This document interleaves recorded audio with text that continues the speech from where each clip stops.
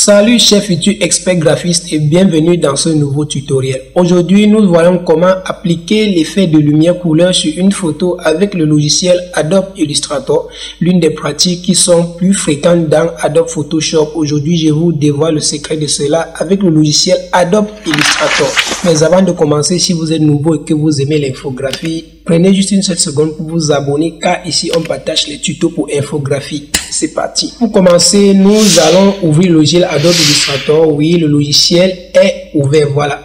Maintenant, ce que nous allons faire, on importe directement notre photo. Je clique là, je glisse et je vais déposer dans Adobe Illustrator directement. Voilà, c'est plus large. Ce que je fais, je vais dézoomer en faisant un CTRL plus la touche moins. Voilà.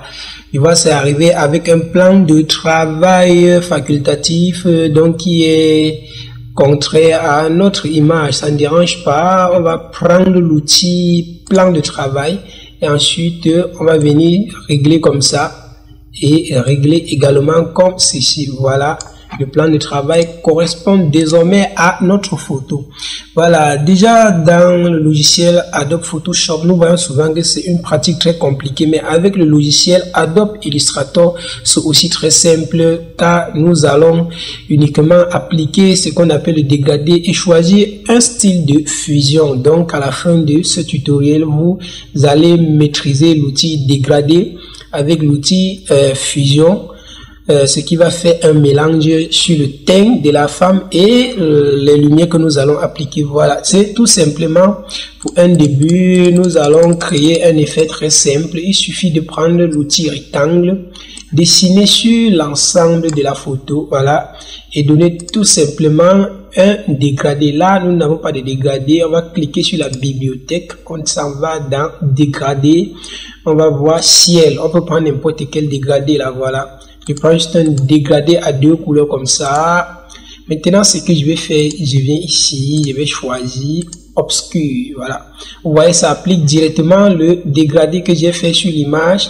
Si j'essaie un peu de varier, tac, vous voyez, ça varie également. Si j'essaie de varier comme ça varie les différentes lumières qui sont sur notre personnage. Voilà, sauf qu'ici on ne peut pas assez personnaliser.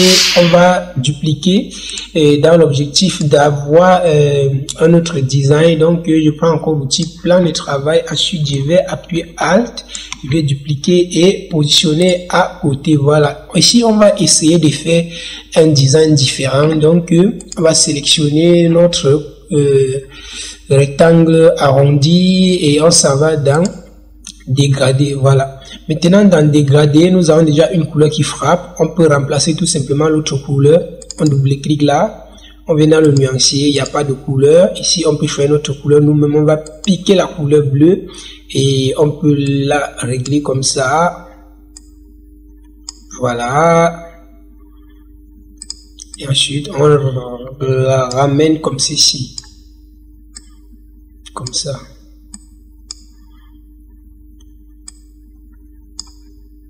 Et de l'autre côté, on peut chercher à, voilà, je donne un peu du genre magenta. Voilà. Là, c'était un autre dégradé. Ici, ça avait le type de dégradé, linéaire. Nous allons maintenant voir un autre type de dégradé qui va rendre la photo encore plus magnifique. Donc ici, on prend encore l'outil plan de travail, on appuie Alt, on va dupliquer, positionner à côté comme ça. Maintenant, ce qu'on va faire cette fois-ci, on se rend dans dégradé, option dégradé. On va plutôt venir au niveau de dégradé de forme libre. Voilà, là nous avons la possibilité de positionner n'importe couleur à n'importe quelle position. Donc je clique là, je patiente. Généralement ça va prendre un peu de temps. Et ensuite, tu peux sélectionner quelques lignes là et modifier. Patientons ici. Voilà. On a déjà là un point de dégradé. On peut le déplacer. Mais sauf qu'il n'a pas encore de couleur. On va cliquer dessus, double-cliquer. Ensuite, on va piquer une couleur. Voilà. Je donne par exemple la couleur rouge. Maintenant, ce que je vais faire, je double-clique dessus, clique dessus encore et je vais essayer de faire quelque chose pareil. Maintenant, j'essaie de déplacer ça. Ce point est rouge. Je vais essayer de remplacer ici le double-clic. Je pique plutôt le bleu. Voilà, j'ai piqué le bleu. Je vais essayer de trouver une position stratégique qui va prendre mon bleu.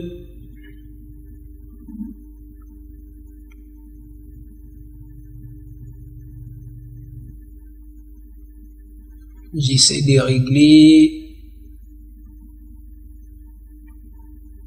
Voilà. Je pense que là, c'est encore cool. Maintenant, on peut tirer l'autre point à ce niveau.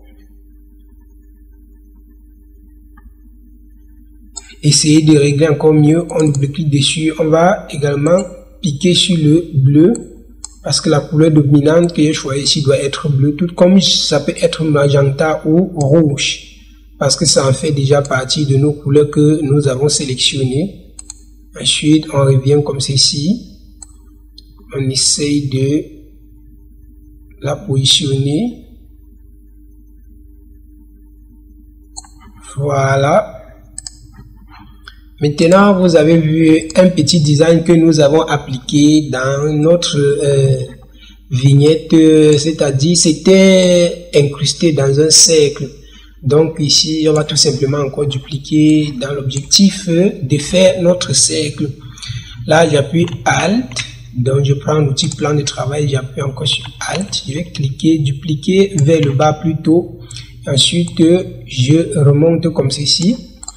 Ce qu'il y a lieu de faire, c'est de sélectionner l'outil ellipse. Je vais dessiner mon ellipse comme ça.